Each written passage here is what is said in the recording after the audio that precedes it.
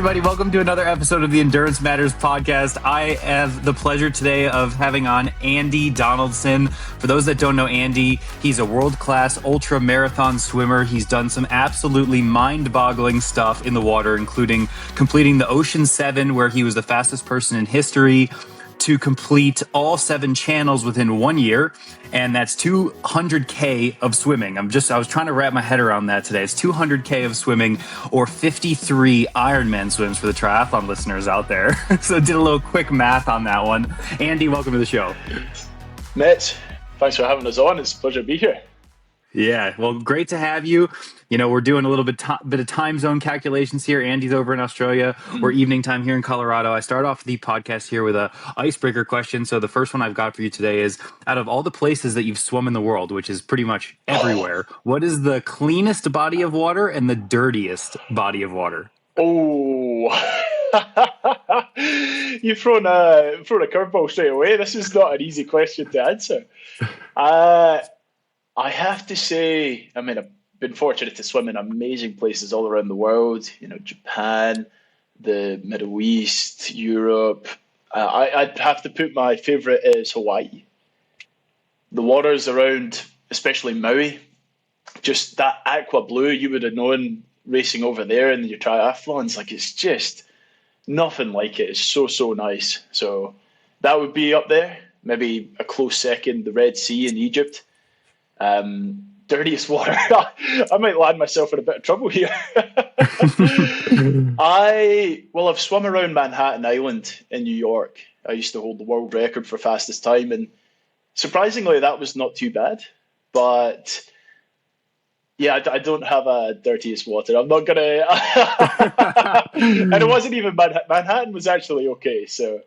It's funny you say that, because I was in, my parents live just outside Manhattan. My dad works in Manhattan, and I was visiting my grandparents last week and running along the Hudson River. And the smell, you just can't put your finger on what that smell is. So we might not classify it as the dirtiest, but I'm going up there with smelliest for sure. Maybe you wouldn't jump in by choice, but in terms of polluted or dirty, like I was supposed to do a swim down the Thames this year, so that would have been up there because there's a lot of sewage pollution issues. I unfortunately had to drop out of that campaign, but I think there's a real need to clean up a few waterways all around the world and make them more swimmable. Yeah, 100%. Well, cool. Yeah, why don't you start off a little bit by telling us, where you grew up, how you got into swimming, and sort of just take us back to the beginning. Of course. So I grew up in the west coast of Scotland. You know, open water swimming wasn't really a thing there, but pool swimming was. And I followed my sister and my older cousin into the sport, came through as a competitive pool swimmer with aspirations to race the 200 metres for Great Britain at the Olympics and Scotland at the Commonwealth Games. Unfortunately, fell short of those aspirations, but discovered open water after moving to Australia and much later in life. And during COVID, everything was locked down. But one of the few things we could do was swim in the ocean. And so I started doing that every morning, fell back in love with it, started racing in the open water, taking on these bigger and longer events.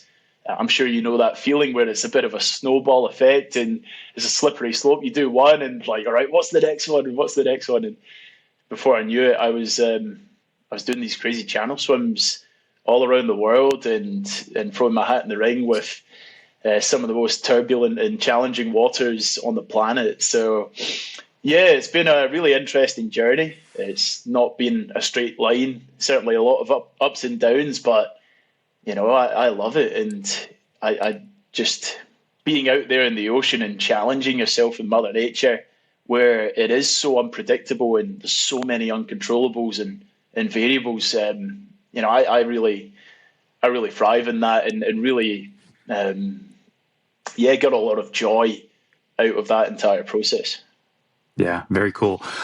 Starting off in the pool, I'm curious to hear more about what your experience in the pool and maybe what led you to stop swimming competitively in the indoor pool environment. Well, the thing with pool swimming is such a controlled environment, and I certainly found that it was very black and white with the results. So you could train like an absolute animal for an entire year. You get to your big major event, and something goes wrong in the prep, or you get ill.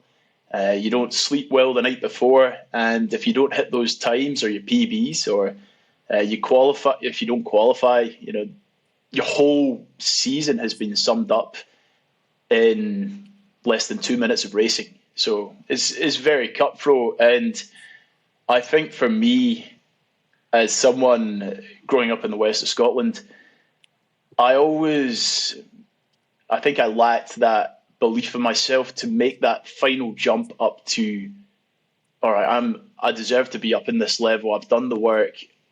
I didn't have the results that sort of reinforced that belief that I'm this international level swimmer that can race all around the world and I can qualify for these events. I always just fell short on race day, and I almost psyched myself out. And I think it's one of those things.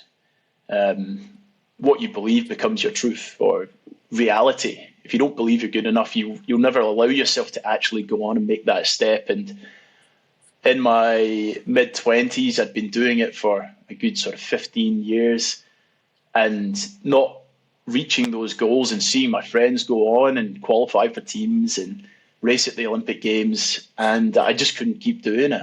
I didn't have another 4 years in me. So I stepped out of the sport. I thought my chapter with swimming was done and threw myself into a 9-to-5 and pursued my career in accounting. Okay. And is that what brought you out to Australia? Yeah, well, I'd moved. I used to train at Loughborough University in England. So yep. The guys in the UK might know that well. It's where British Swimming had one of their major bases. And yeah, life was good, but I wanted a fresh challenge and a fresh scene to be in. And yeah, open water had never really been something I'd thought about. It was the furthest thing from my mind. But when you go out to a place like Australia, where it's just so woven into the fabric of everyday life, you naturally find yourself gravitating towards it and trying these new things. It's such a sporty country, and everyone's doing something there, which is just amazing to see. Sure.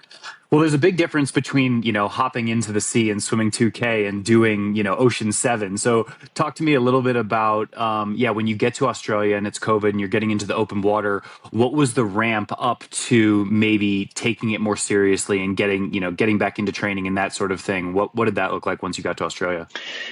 Well, I'd been living there for a few years, and I'd been out of the sport for maybe 3 or 4 years. And COVID was when I got back in. And I just fell in love with it again. And I was coming from this place of, all right, there's no pressure here. I'm not doing this to perform or get results. I'm just doing it from a pure place of enjoyment. And, I'd had some mental health troubles. I found that I realized just how much swimming was helping me with that well-being aspect of things. And it didn't happen straight away. I started coaching to get more people into open water swimming and helping them towards achieving their goals. And one of the gentlemen that was there, he kind of called me out. He's like, you're helping all these people achieve your goals. When are you going to go and revisit some of your own? And he kind of called me out. So although it wasn't the same goals and the aspirations of old in the pool, I wanted to set some new targets. And in Western Australia, we've got this huge event called the Rottnest Channel Swim. It's 19.7 kilometres from the mainland to an island, this beautiful tropical island out in the ocean. About 3,000 swimmers take it on every year, and you can either do it as a solo or in a team of 4 or in a team of 2. And I thought I'd give that a crack. So that became my new goal. I started training up again. Was very careful not to go hard too quickly and too far out. This was maybe about 10 months out. My coach and I, we really wanted to emphasize quality and being smart with our approach rather than, hard work will always get you somewhere, but smart work will take you that one step further. And so how could we approach this as clinically as possible? Because in this race, there was guys in the Australian Dolphins team entered, people that hadn't spent the last 4 years out of the water, and they were a lot fitter and faster than I was. But could we perhaps train in a way that was smarter? So looking at different things like our nutrition, how we're recovering, swimming strategies. Could I do things like go to the gym before a training session and create fatigue in my muscles so that it replicated the second half of a swim, rather than doing a 10K set where it's maybe not as quality as you'd like? Could we do something a bit differently and just get those same outcomes, but in a smarter way, and where we can bounce back and not just be in a hole for month on end, Yeah. Did you have the plan to take it pretty seriously once you got back into it and you set this goal of doing the 19K swim? It seems like you maybe reestablished the relationship with your coach. Did you have a runway immediately towards doing more of these events, and you saw a pathway to this taking it pretty seriously? Or were you just like, okay, I'm going to try to take this one event seriously and see how it goes? It was one at a time. Yeah, it was one at a time. I think if you want to do something well, you've got to focus. You're not got one eye on the goal and one eye on the one after. For me, this was a second chance, or like this, an opportunity to rewrite the script. Let's see what shape I can get into, really give this one everything, and just enjoy the process as well. If I've done everything right, if in my preparation I've gone and executed the best race possible, the result doesn't really matter, because there's so many things outside of my control. I can't control how the other guys are going to race. I can't control the weather on the day, which ultimately impacts the time, because it doesn't matter how quick you are. If the currents are bad, if it's choppy or the wind's in your face, you're not going to break records. So I really liked that aspect of these longer events where, yeah, being fast and strong is only one aspect of it, but that mental side of it as well, I think, is so powerful. And testing yourself there, really teaches you a lot about your character and how you respond to adversity and all these things that are just so translatable into other aspects of life. Yeah, I couldn't agree with that more. I feel like Ironman distance triathlon is similar in that way, that the day is so long that there is this competitive element, but there's also this element of self-exploration that's kind of bigger than the outcome or the result on the paper. So I could see how it maybe be attractive to go long. So talk to me a little bit about, like, when you did that race and you finished it, A, how did it go? And B, where was your mindset after that first one? So there was about a 10-month lead in, and I'd got myself from basically zero fitness to probably the best shape I've ever been in. It was just amazing. And went out, we planned really well. You want to be, and I'm sure it's the same with an Ironman or a 70.3, you want to have prepared everything for every possible challenge, so that when you're there on the start line, you've got a clear mind and you're not thinking about anything else. You just turn up and execute. And our race strategy was, I wanted to be going out faster than everyone else, but just at a pace that was quicker and more sustainable, because I didn't have the back end speed to finish. If it was going to be tight at the end, I wasn't going to be able to outswim this competition. They would have come past me. So in training, my goal was, right, if I can hold 112 pace all the way across here, when everyone else is comfortable at 115, then they're not in the race anymore by the time we get to the end. They're so far back. And that's what happened. So I went straight up to the front, held this 112 pace, which is 5Ks an hour. And everyone was burning to try stay with me to the 10. And it was still fairly tight within 100 meters. But then by 15K, that gap had blown out to about 700 meters. And I was hurting, but I knew that if I can just sustain this pace, I don't have to come home flash. I just need to get back and finish safely. And it was really special because I could enjoy that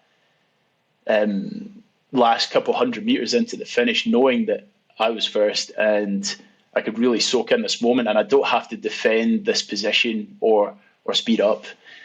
And so, when your toes touch down on the other side, and you've been horizontal for 4 hours, you come up as it's a funny feeling. I mean, even in a triathlon, I'm sure that transition's a bit funny with going from horizontal to vertical. Imagine after 4 hours, and you've got to run up this ramp, and there's all these people on the island that have come across for the day, and this huge blow-up arch. But I don't know, it's that adrenaline, it just takes over and kicks in. And I remember crossing the line and just letting out this full-on scream of just pure joy that we'd come through this journey. And it was like rewriting the script of, right, I can do this, I am capable, and if I apply myself right, I can get the results.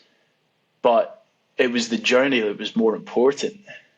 The result obviously is amazing, and it was only 4 minutes off the record in some fairly average weather. So A, I realized I'm not bad at this. B, I'm still hungry to go on and do more and test myself. And C, I'd been raising money for a mental health charity, and we'd raised, I think, about $12,000 doing this swim. And I realized maybe the three of them could be combined, and I can go on and take on more challenges, pursue these goals in something that I love doing and that I'm good at. But maybe we can inject a bit of purpose into this as well, and raise some money for causes close to my heart, and share some powerful messages like, it's not too late to pursue your dreams, or showcasing the importance of having good preparation and a solid team around you on that journey. Because it's not just the preparation, but if you've got other people with you along the way, you get to celebrate that journey and the result with them as well, which makes it even more special and enriching. Yeah, very cool. And yeah, so from that point forward, I guess walk me through, maybe fast forward me through what's next after that, right? Like, this event itself seemed pretty competitive in nature. Like, you were trying to, win the race, push yourself to the max. At what point do you shift things maybe to doing things that haven't been done before, or doing events faster than folks have done before, like swimming around Manhattan, or doing the Ocean 7? When do those start coming into play? It was about a year after Rottnest, and I was looking at things like the English Channel, and that's when I learned, the English Channel, growing up in the UK, that's like the Everest of swimming. The thing that is the bucket list item. It's got the longest history. It's 150 years since the first guy did the English Channel, Captain Matthew Webb. So everyone knows about it. And so I was reading up on the challenge and learned that it was part of this wider collection of swims called the Ocean 7. And the Ocean 7 are the 7 toughest, most iconic channel swims in the world. Things like the English Channel, swimming from Molokai to Oahu, over in Hawaii. There's one in Japan between two of the islands there, Spain to Morocco, Ireland to Scotland, Catalina to Los Angeles, and the Cook Strait, which is between the islands of New Zealand. And these are challenges where you're not wearing a wetsuit.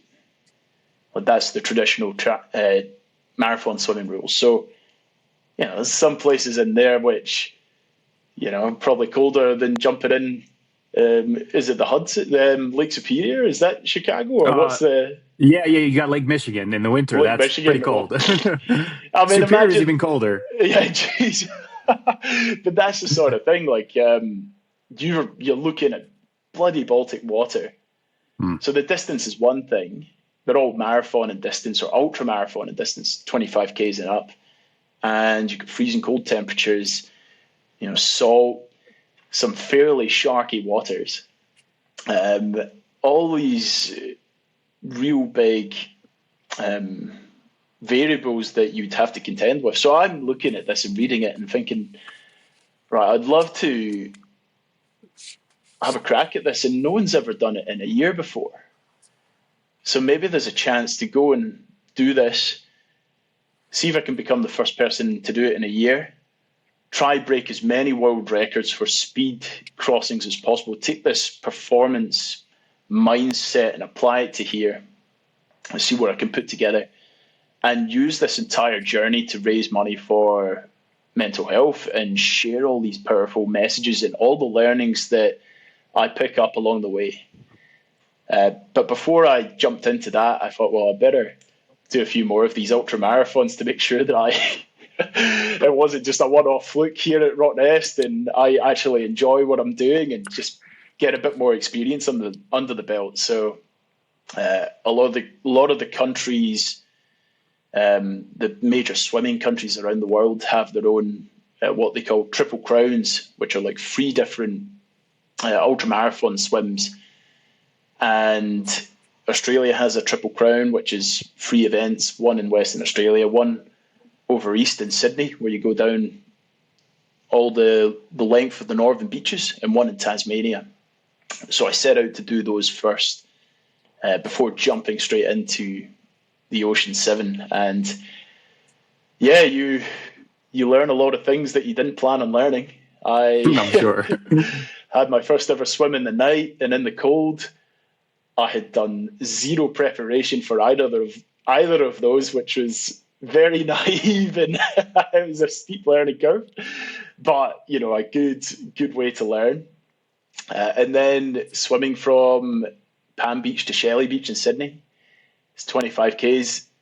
The conditions got so bad that my boat broke down halfway through, and we got stranded out there. So, going through those swims and those experiences, as tough as they were at the time, they certainly put me in good stead for, we did manage to come through them, and they put me in good stead for what was to come with the Ocean 7. It's all part of the learning, all part of the preparation that sets you up for those future challenges that you might encounter in the future.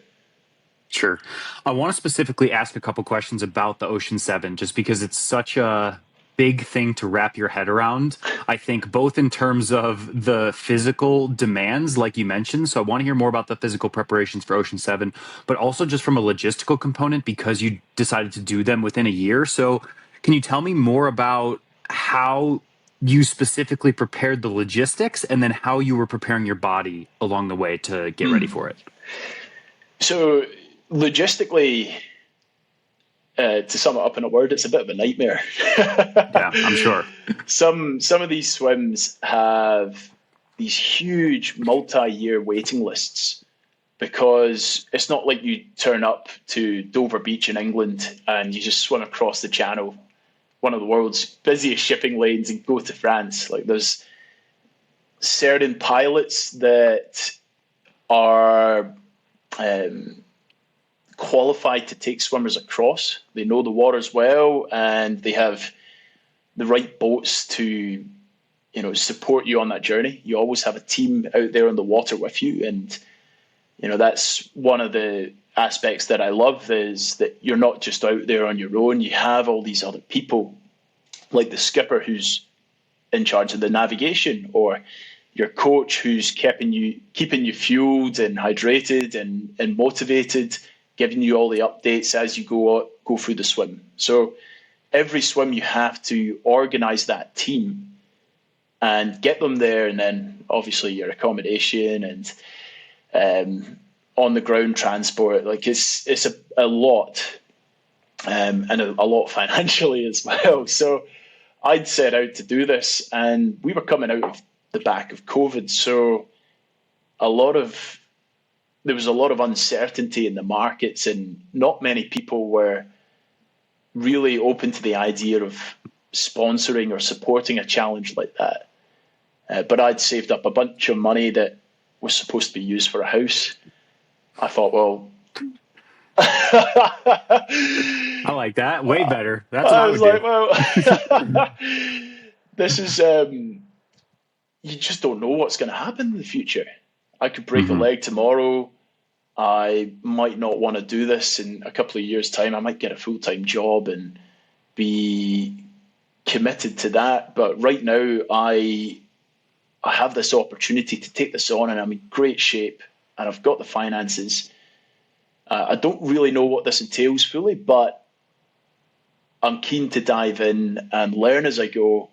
And it was very much one of those build the plane in the sky type of campaigns where you almost need that little bit of naivety, because I think if you know what the road ahead looks like, you'd get daunted and be too scared to give it a real go. So I did. I dove in, and one of the first things I did was put together a team.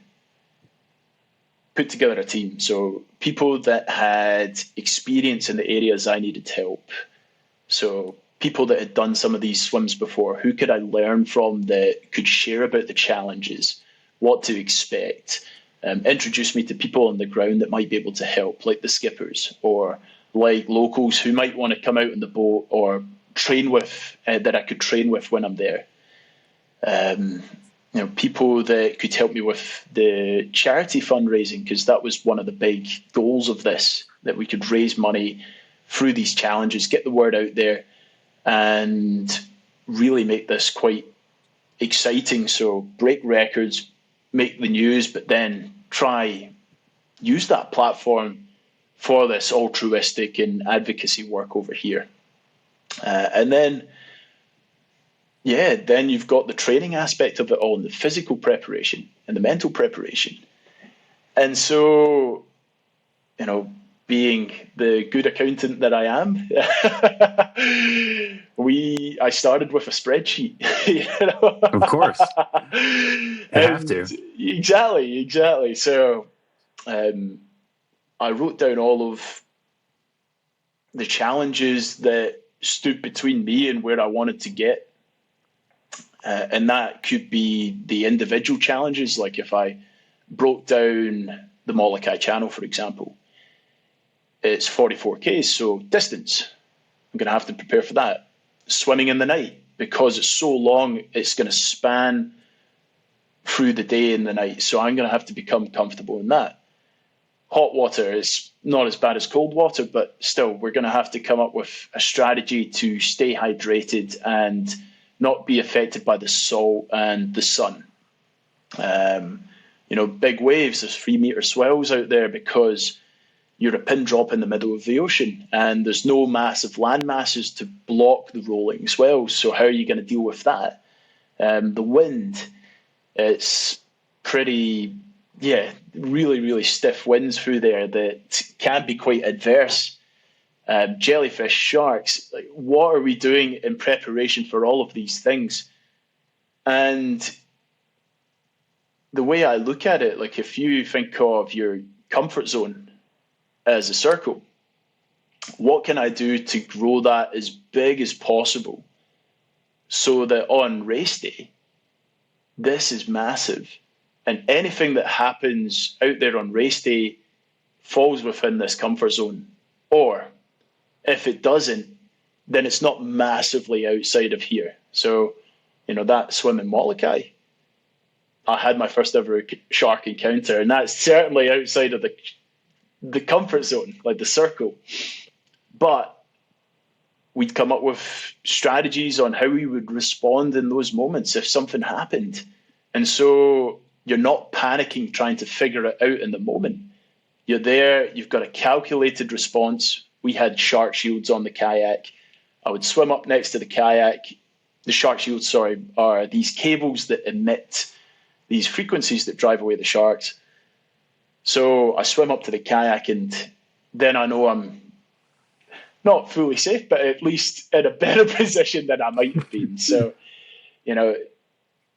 I think it's such a understated aspect of sport, the preparation side of things. Everyone likes to talk about resilience, which is very important. Resilience being, how you respond to challenges in the moment. But if you've not done the preparation, if you've not become robust being ready for the challenges ahead, like it doesn't matter how tough you are. If you've not prepared for the distance, you're not swimming 44 Ks to Oahu from Molokai. If you've not prepared for the cold, doesn't matter how tough you are, you're not swimming from Ireland to Scotland in 12-degree waters. I don't know what that is in Fahrenheit, maybe like 40 something. Maybe. Yeah, 40s for sure. Whew. Yeah, it's brisk. So, yeah, I think they go hand in hand, because obviously you prepare for as much as you can, but you are bound to experience adversity in these challenges. In a big endurance event where you're out there for such a long time, the mental aspect as well, when things don't go to plan or that fatigue starts to set in, that's when the resilience piece really starts to come to the forefront. And, I undoubtedly you would have your techniques as well. I think you really need to come in with that toolbox of or levers to pull when you get into the rough. Yeah, totally. I'm curious specifically on three things that you mentioned there. The preparation for just swimming something like 44K. So I want to hear more about, like, what does the day in, day out weekly training look like for the distance? What does the training look like for the cold? And then how have you trained for the sleep? Those were the three things that I extracted from what you said that I'm really curious to hear more about. So if you could elaborate on those 3 points in terms of the actual training elements, that I think that'd be really cool. Yeah, of course. I think for me, with the distance, there's very much two schools of thought where you have to be comfortable swimming those sorts of distances. My coach and I, we were probably on the other side where we were emphasizing more quality over quantity. We were probably doing about 30 Ks a week, which doesn't sound a lot. 5 swims, 6 Ks each, maybe 7 Ks each at times. But really in the zones that we wanted to be training. So, if I wanted to be very comfortable at 112 pace, I needed to be comfortable doing my short rest sessions per 100 under 110, so that I'd come back to 112s and that would feel like a dawdle. And if you think of the triangle, like first gear or max speed, trying to spend as much time either in both of those and a bit less in the middle. So yeah, your max and your threshold paces. The distance, the fitness and the muscle conditioning is one aspect. Your technique, really making sure, because swimming's such a technical sport, making sure that's sharp, because think how many strokes you're going to be taking in a 44-kilometer swim. If you can get just even like 1% more out of your stroke every time you make an arm pull, like that adds up over the distance. So we're really doing a lot of drills in our training. It doesn't matter how good you get, you can always keep on top and keep improving with your technique. And you're just trying to repeat the best possible stroke in your training, so that's what you do out there. And doing it when you're tired as well, because that's what your stroke is going to revert to when you're in the middle of a big long swim. I did have something else I was going to talk about. Yeah, gym. I do have one question. Oh yeah, I want to hear about the gym, but I think one thing our listeners will find really interesting and maybe appreciate your advice on is a lot of triathletes and swimmers will be doing that technical work in the pool, but have difficulty translating it to the open water when you do get things like chop, swell, in our case, wetsuit or a swim skin or whatever it might be. So what's one thing you would maybe recommend for folks who are trying to translate their pool swimming over to the open water from a technical perspective? Gain experience. Just keep getting more experience in those choppier conditions. I think people on a rainy day, or maybe not a rainy day, but when it's windy and it's choppy, they skip that opportunity to go and swim in the open water. When in reality, if we think of that circle of comfort, if you're not practicing in those rougher conditions, but if that's what you experience out there in your race day, then you are out of your element. So, trying to remember the fundamentals, what keeps you moving forward, where do you get propulsion, usually in your arm pull, from here to here. Understanding what makes you move forward, and then just trying to make sure that you're applying those things, those concepts in the open water. Your stroke's not going to be perfect. You're going to have to adjust with the wind and the chop and the waves. But the more you do it, and the more you get that feel and comfort in the open water, the better place you're going to be on race day, and the less energy you're going to burn from stressing as well. Sure. And then the gym, you were going to mention how you maybe tie that into, because I think 30K a week, I would have definitely probably guessed that you were doing, 2x5K a day, maybe 60K a week or something like that for ultra marathon swimming. So do you feel as though with a more precise approach with 30Ks a week of swimming, good quality swimming, and then implementation of gym, you can get there? I guess the question is, what are you doing in the gym that's maybe filling that gap? The gym work is more around mobility and strengthening the ligaments and these sort of supporting muscles, because that's what's going to fatigue in these longer swims. Like when I first started doing ultra marathons, I remember, I think my hip flexors just getting smashed, and it's just because your legs are going like that. They're not even kicking that hard, but it's just for the duration of 5 hours and beyond that adds up. So what can we be doing to strengthen and make more durable these tinier supporting muscles so that they're not fatiguing and really tying up out there in the water that is so noticeable that that's all you can think about at the 5 hour mark of one of these swims.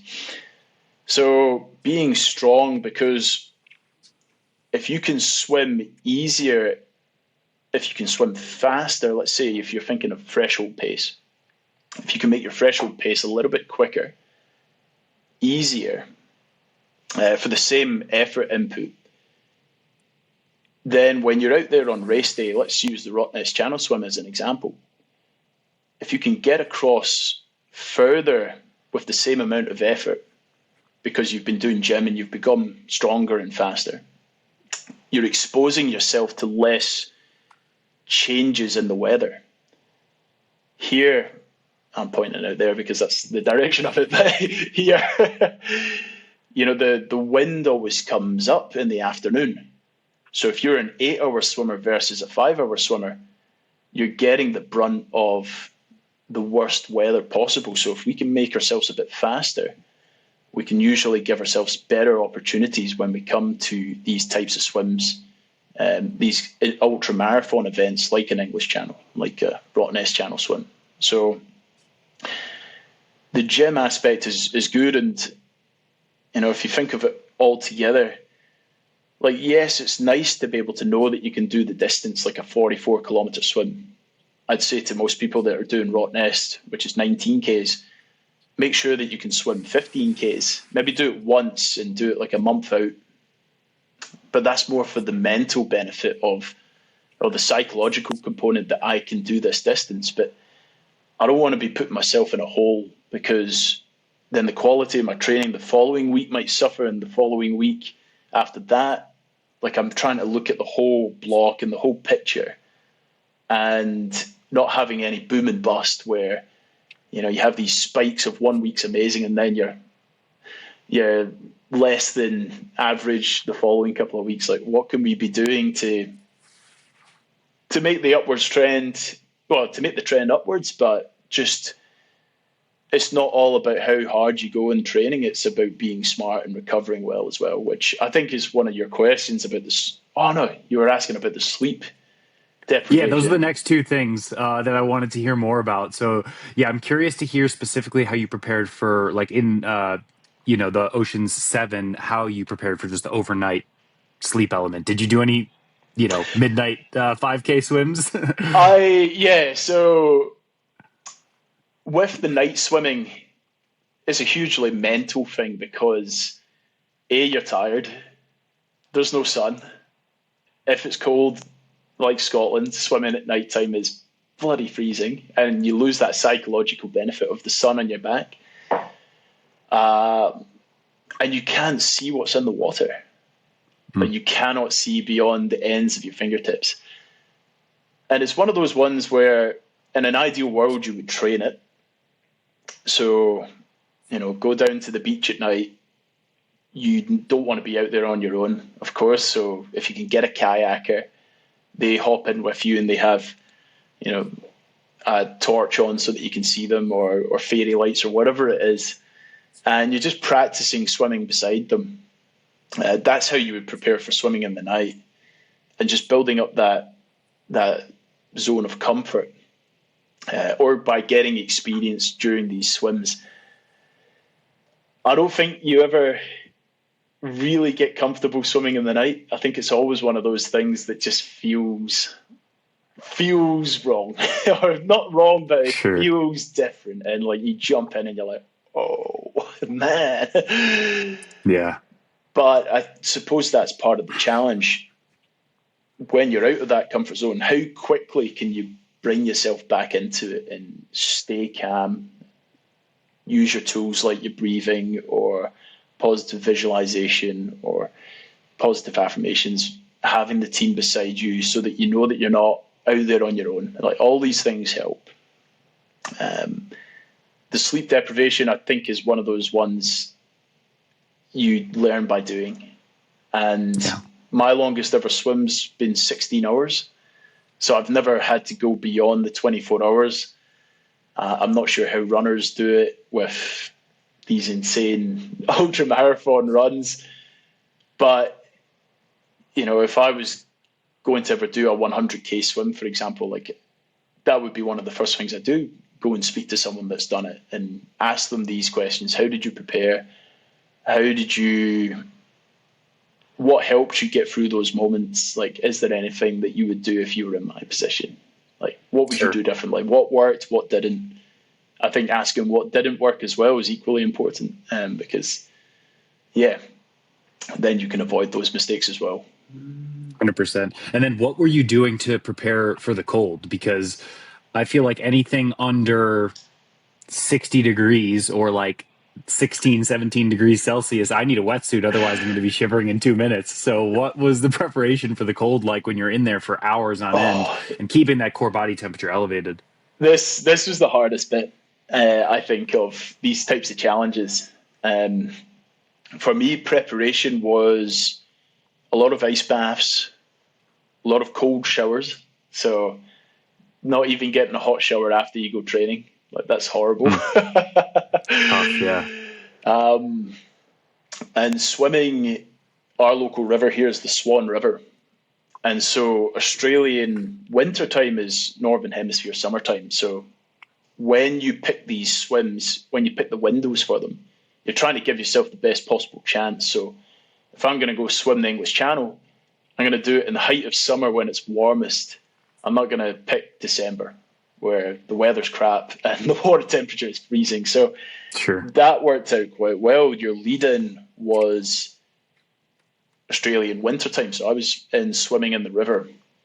And I think that's important to recreate what you're going to experience as much as possible. Like, sitting in an ice bath is good, but you're sitting static. Your heart's not elevated. You're not moving. So versus swimming in the Swan River in, I think it was 14-degree waters on cold, cloudy days, where it's recreating that same feeling you're going to experience out there swimming from England to France. Like, that's the ideal scenario. If you can get access to that, then do that. So that's what we were trying to do. And it started off very gently, where I'd just go for a 15-minute swim and just try stay in as long as I could. Didn't matter what sort of speed or energy zone I was in. It was just pure acclimatization.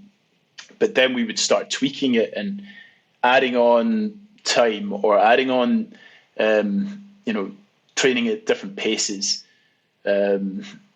swimming in the dark. Like, you can progress these exercises so that you build that circle of comfort as much as possible.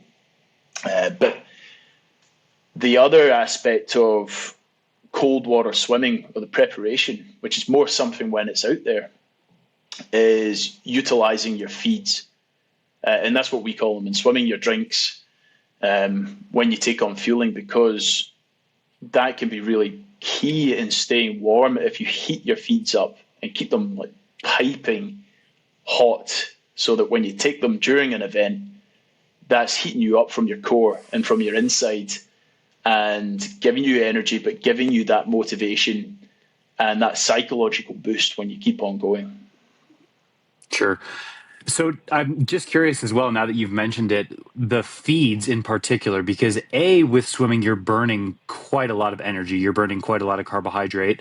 What do the feeds, and also the length is quite long, right? Like if you're swimming 44K, it's taking you multiple hours, like you said, 16 hours or something. So are you relying mostly on something like a precision fuel and going, carbohydrate heavy drink mixes, gels, stuff like that? Or are you mixing in real food? How are you implementing the hot element? Like, are you heating up gels and getting sports drink warm? What does that all look like? Yeah, it's a great question, Justin. And the fueling is a huge aspect of one of these challenges. Like, you cannot swim 44Ks without taking on some kind of fueling or staying hydrated. For me, it was a bit of a journey going down this path and understanding how to approach it. Like when I was doing Rottnest, I started off by asking people what they were doing. And I got all sorts of answers. Like, some people were taking Gatorade. Some people were chowing down a tin of beans. One guy, a Swiss guy that I spoke to, had one banana for the entire swim. Wow. He'd eat half of it at the halfway and then the other half at 17Ks. And I'm like, wow. I don't know if that's the approach I want to take, but yeah, 20 grams of carbs, 19K. But I ended up reaching out and getting a bit of some expert advice, and it was, funnily enough, the woman Christy Robson. She was the one that put me onto precision back all those years ago. And when you're swimming, it's not like when you're on a bike or you're running, because you can't just grab a bottle whenever. You're not carrying a bottle with you. It's not like you run past an aid station and you get to choose whatever you want.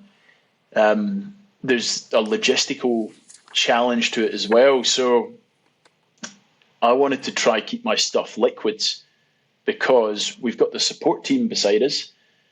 I can get a bottle passed down to me quite easily. I don't have to unwrap some kind of packet. I can just pop the lid, or it could be open, and just put it straight down the hatch. Nice and simple, and it's easier on my gut. I'm not having to chew anything, which is difficult when you're swimming in the sea and salt starts getting in. It's not as heavy on the gut. It's not sitting in my stomach. It passes through into the bloodstream quite quickly. And I can do things with this. Like, I can heat it up if it's going to be cold out there. I can add in painkillers if I'm needing them. I can put in caffeine tablets if I need them, and just crush them up into a liquid and ingest it all quite easily in the one go. So that's what I sort of decided I'd go with. My sports nutritionist, we targeted about 100 grams of carbs an hour.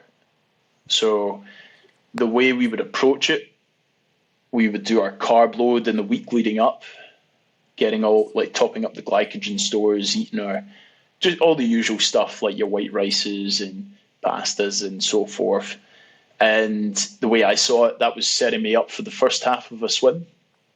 And then what I'm taking out there is what's going to help bring me home. So I've got my fueling. I'm taking on my hydration, because when you're out there in the water, you're burning a lot of energy to stay warm.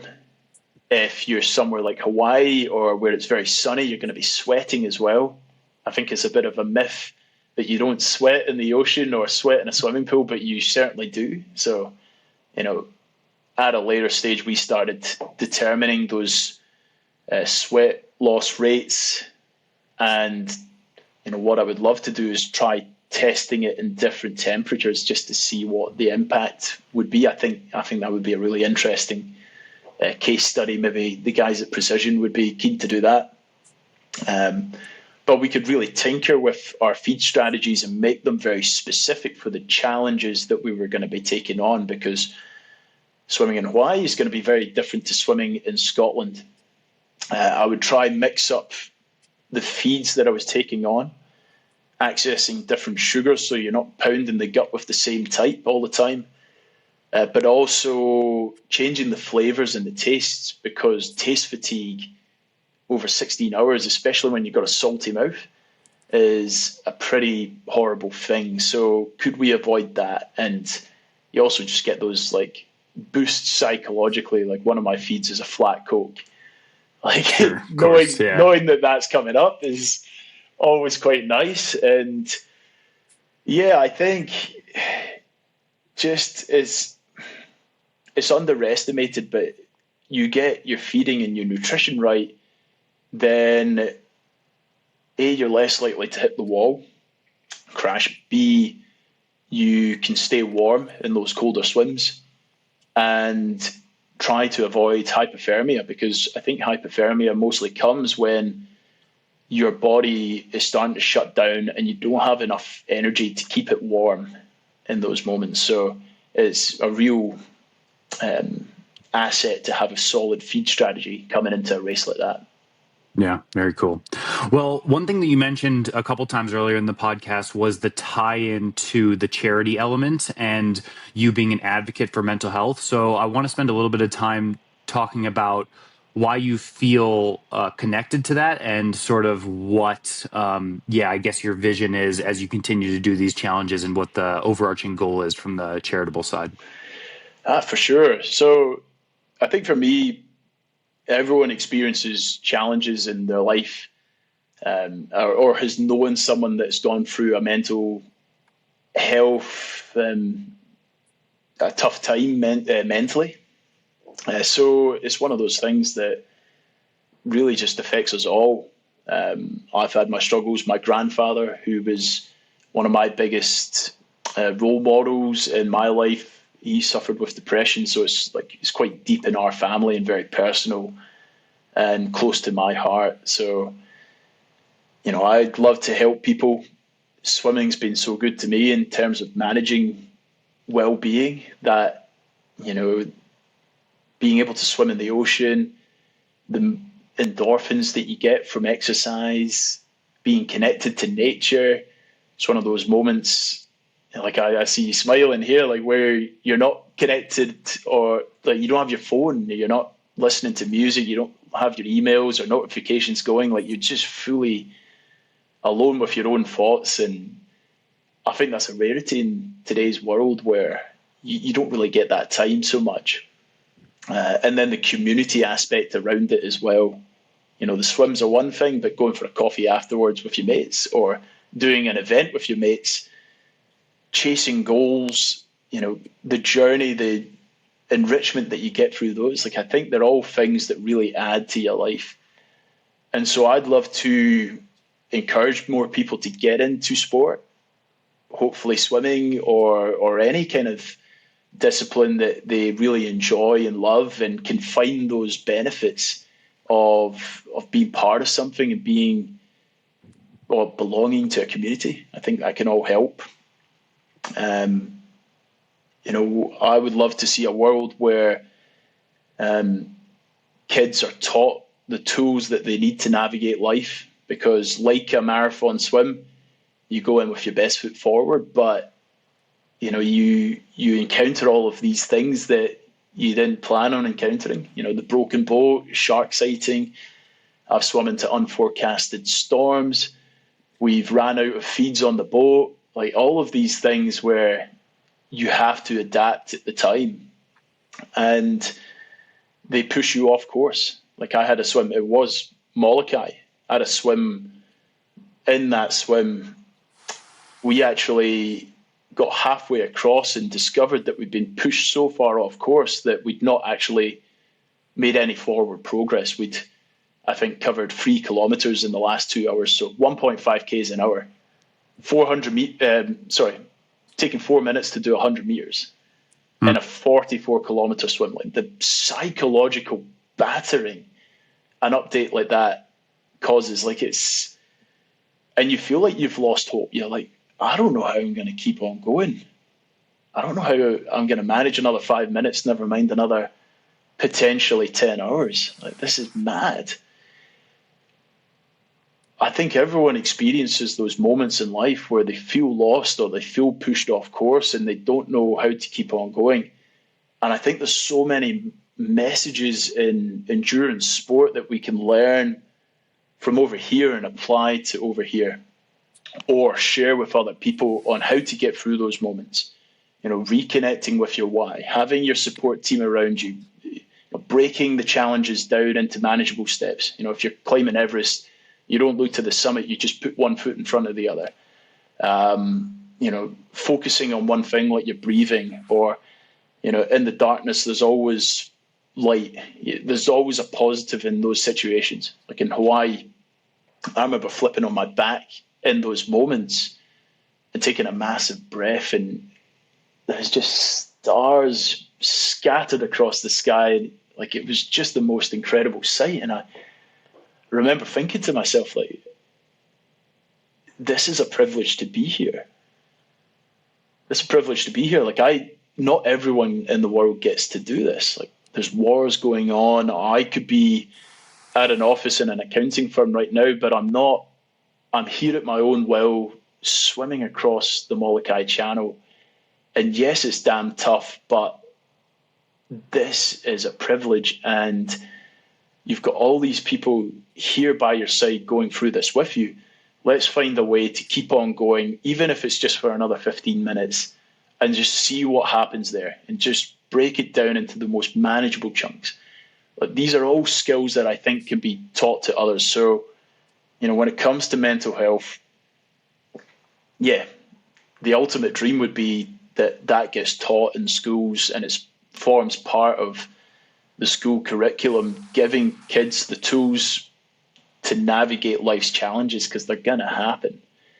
And I think if we use our voices loud enough, we all have a voice.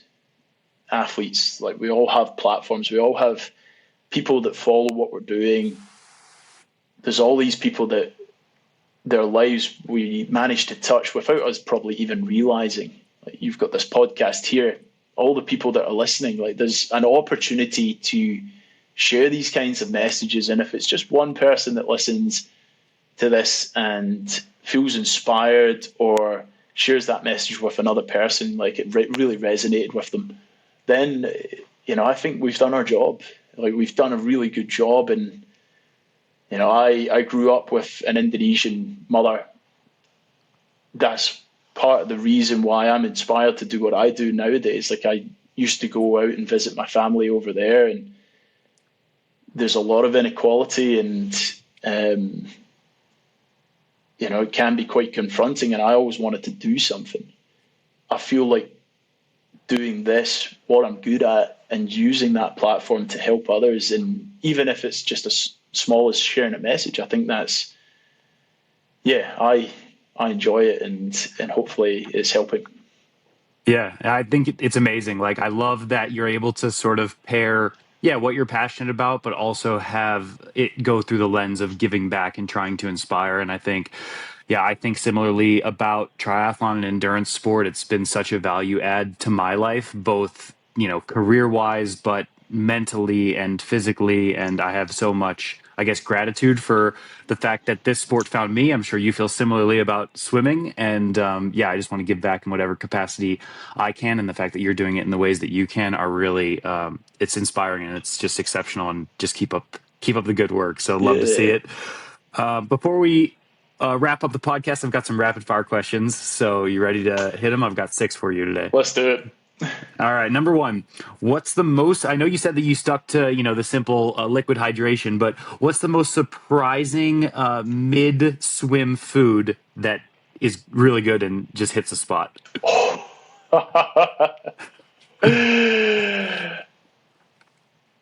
I do like a flat Coke. Hard to beat. But it's a bit of a surprise. If I'm going a bit left field, I once had soup in the middle of a swim, like a big salty broth. I got so sick of all my feeds, and it was swimming from Catalina to Los Angeles, and I wanted to try something different. And the guys were scouring about the boat. Sorry, this is not very quick rapid fire. But No, it's fine. You're good. We don't have any rules. That's what they found. They found this broth, and it just hit the spot. I was cold. I was feeling a bit sorry for myself, and I had this broth, and it picked me back up. So yeah. I would have guessed a broth. I would have gone with broth because they have that late in Ironman marathons. If you're going 15 hours and you're getting home in the dark, they have soup out there for folks. So I would have guessed soup. That's a good one. What's your favorite PF&H product that you're using all the time? I'd say the gels.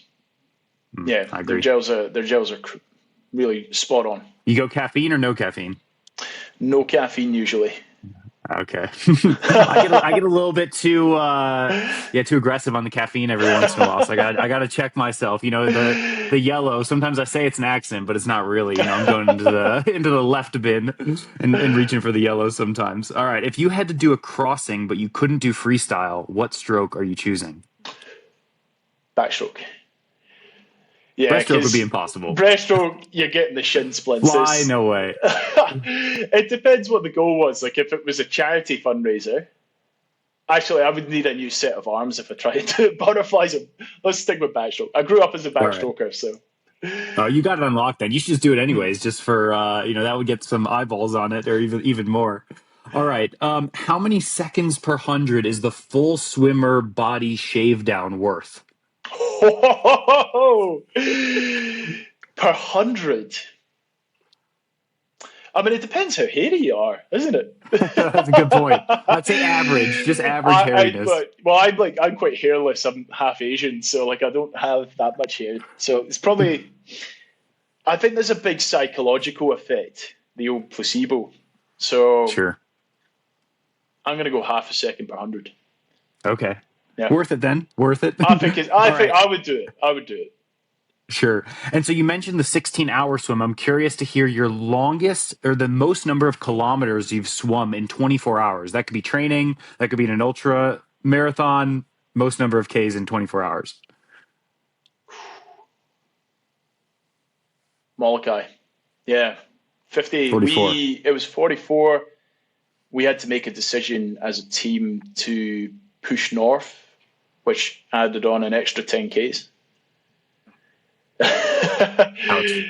that moment where we weren't making any forward progress, we pushed north, and a bit brutal, sure. But that took us out the current. So 54 Ks. Manhattan was 46 Ks. So if you're going with what was supposed to be the longest swim, Manhattan. And then, all right, cool. And last one here. When are you coming over to Ironman to break the Ironman Kona course record? Because you would have that locked easy. Well, if you can put together a team, get me in. All right. You got me in for the bike or the run. Easy. Sounds like a plan. All right, cool, PF&H man. team. I would love that. I mean, I haven't been to the Big Island, and Hawaii's such a special place. I think that would be epic. Yeah, would totally be epic. Well, I appreciate the time. It was so good getting to know you and so many awesome takeaways here today. And just appreciate you coming on. No, thanks, mate. It was I really enjoyed that one. And let's make this Kona team happen then.